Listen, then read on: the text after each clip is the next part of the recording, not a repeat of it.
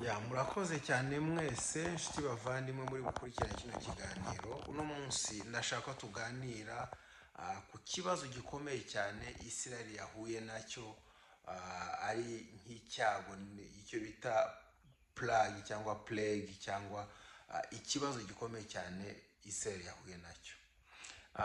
Kuba Isirayeli yahuye n'icyo kibazo gikomeye uko mbibona nuko bishobora kuba byaratewe no gusuzugura Imana, kuko bariya bari hariya muri Isirayeli nibo bita ba Ashkenazi, ntabwo ari abanyayisirayeli nyabo, kandi ntabwo bakunda Imana, basenga idini ryabo niyo bita bakunze kwita Judaism cyangwa Zionist. Zionist ni abantu barwanya Imana.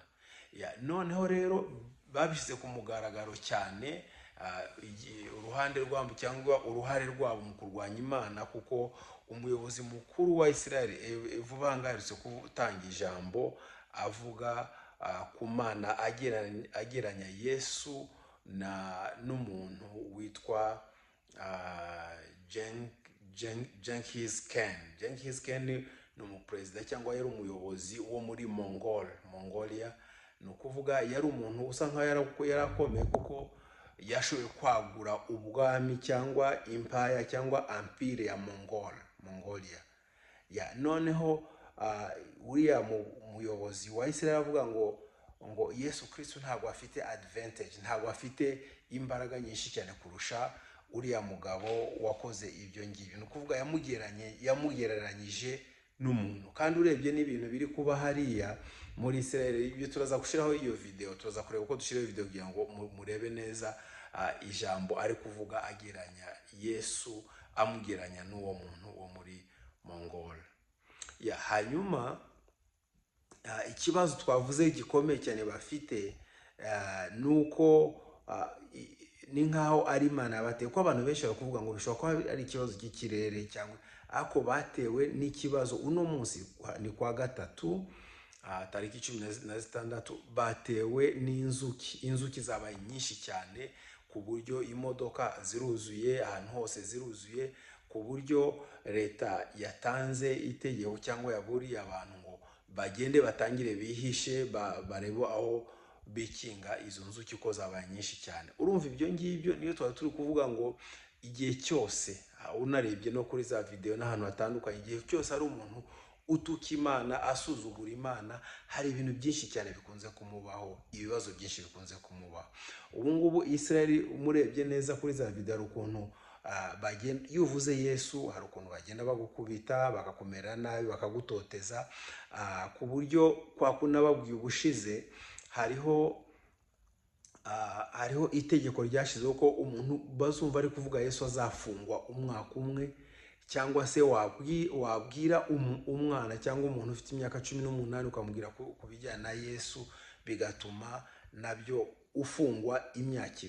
Ibyo ngi niko bimeze gutyo. Vuba ngari ikinyamakuru arimo kureba bari kuvuga ngo bagiye kuzasenya amazu y'abantu bose b'abakristo. Urumva bari mu nzira yo kurwanya abakristo, birumvikana nyine, kuko ni abantu b'abazionist, ni abantu badakunda Imana, ni abantu barwanya Imana. Noneho batangiye kubishyira ku mugaragaro cyane, ariko ubu ngubu byakomeye cyane. Ikindi bakoze, bimwe na bimwe ndaza kubibereka, ikindi bakoze hari ukuntu bari kurasa, bari kwica abantu benshi cyane, ku buryo bari kurasa hariya hafi yabo za Lebanon, za Iran n'ahantu hose, kandi bakarasa mu buryo bukomeye cyane. Ni ukuvuga hari za bombe, icyo bita lethal bomb, hari ukuntu bazikubita za bombe.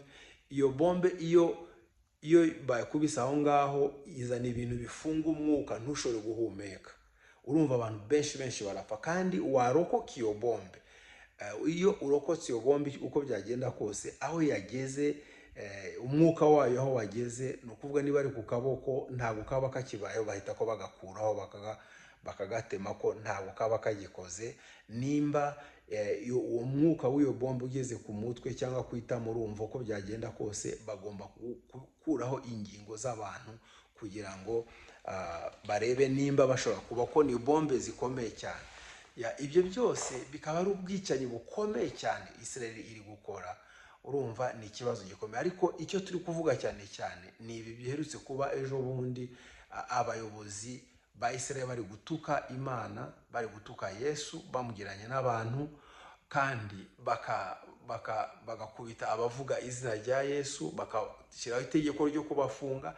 Ibyo byose Imana ntabwo yemeye kubirebera gutyo. Urumva nicyo kibazo gikomeye ku isi yose. Abantu bose bari kubona ibyo bibazo biri ko bakavuga ngo iki ni igihano giturutse ku Mana kubera ibikorwa bibi cyane bari gukorera abantu abo bita abanyayisiraheli. Nuko n'ibyo nashatse kubabwira ibyo ngibyo, icyo tugomba gutinya cyane cyane mu bintu byose, wakora ibintu byose, za video zitandukanye y'ibyo, ugomba gutinya Imana. Ntuyishire mu bintu byawe ngo utangire ubivuge nabi, utangire utuke, kuko ntago Imana ijya yihanganira ibyo ngibyo habe na gatoya. Nuko abantu benshi batabizi, ariko mu by'ukuri Imana ntago yihanganira umuntu uyisuzugura. Ngira ngo nkuko nababwiye mbere, ushobora kureba kuri za video zitandukanye uzabona koko ari ibintu bikabije cyane ku bantu bagiye basuzugura Imana. Benshi cyane bagiye bapfa, bagiye bahura n'ibibazo bikomeye. Nuko nguko none ubu ngubu abangabo babishyize ku mugaragaro, ariko nabo ntabwo biboroheye.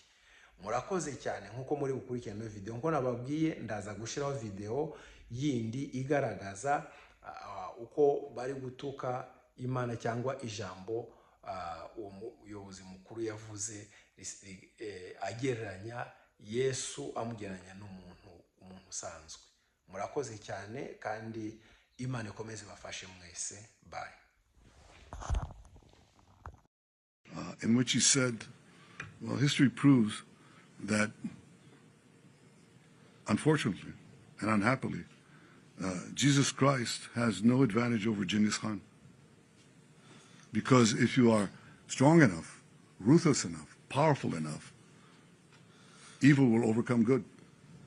Aggression will overcome moderation. James 2:7 says, do not they blaspheme that worthy name by which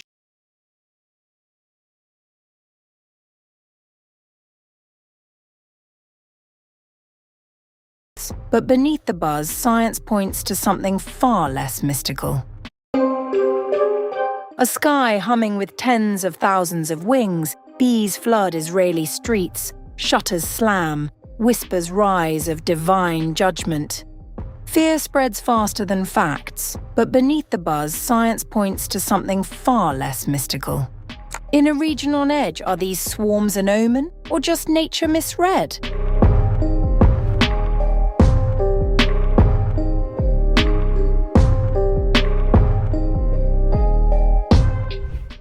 Unusual scenes are unfolding across Israel, where tens of thousands of bees have swarmed multiple areas, prompting authorities to issue public warnings. Residents and shop owners have been advised to keep doors and windows shut as large bee swarms continue to appear across different parts of the country. Officials have not indicated any immediate threat, but the sudden scale and spread of the swarms have triggered widespread concern. Online, the phenomenon has quickly taken on a symbolic dimension, with